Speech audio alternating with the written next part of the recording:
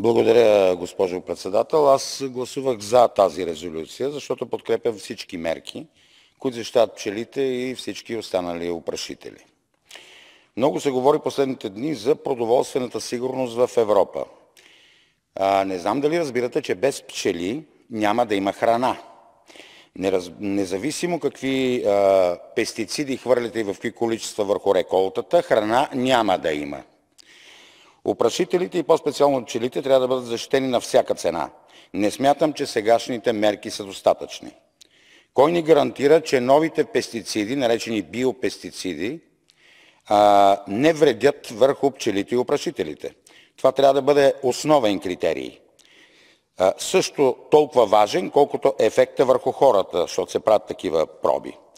Това, колеги, е един изключително важен урок за Европейския съюз и за държавите членки и трябва да разберете, здравето на пчелите е точно толкова важно, колкото здравето на хората.